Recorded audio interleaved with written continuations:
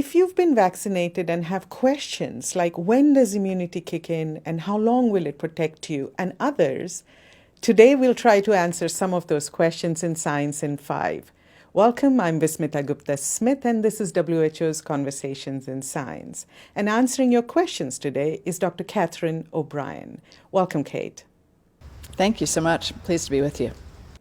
Kate, after one has been vaccinated, when does the immunity kick in and how long does it last? The vaccines that we have right now are all two-dose vaccines. After the first dose, we see a good immune response that kicks in within about 2 weeks of that first dose. And it's really the second dose that then boosts that immune response. And we see immunity get even stronger after that second dose, again, within a shorter period of time after the second dose. We don't know yet how long immunity lasts from the vaccines that we have at hand right now. We're following people who have received vaccinations to find out whether or not their immune response is durable over time and the length of time for which they're protected against disease. So we're really going to have to wait for time to pass to see just how long these vaccines last. Kate, after one has been vaccinated, can one still catch COVID-19 and can one also infect others? That's a great question. The clinical trials demonstrated that these vaccines protect people against disease. What we don't know yet from the clinical trials is whether or not the vaccines also protect people from just getting infected with the SARS-CoV-2 virus, and whether or not it protects against transmitting to somebody else. So this is a really important part of our understanding about what these vaccines do. Do they only protect against disease, or do they also protect against getting infected and being able to transmit to somebody else, even if you're not having any symptoms?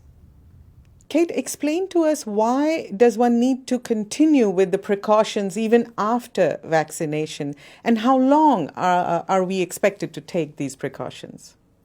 So we really need to continue these precautions while we're still learning about what the vaccines can do. Can they protect against getting infected and transmitting to someone else? And right now we're in a situation where there's still very broad transmission in many countries. The transmission is just out of control.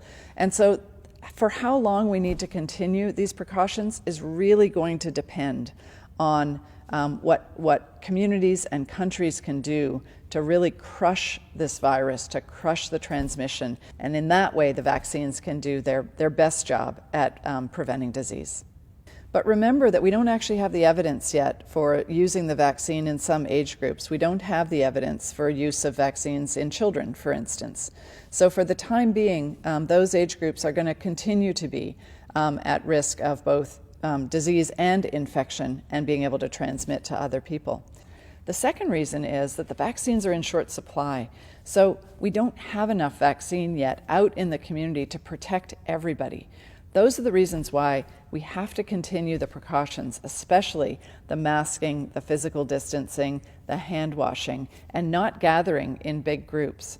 For how long we need to continue those interventions, time is going to tell.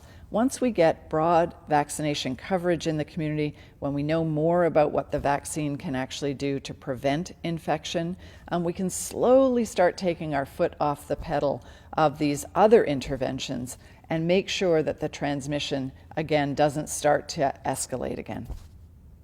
Thank you, Kate. That was Dr. Catherine O'Brien. We'll continue to answer your questions about vaccines and immunity and about COVID-19 in this series. If you found this information useful, please share it with your networks. Until next time then, stay safe, stay healthy, and stick with science.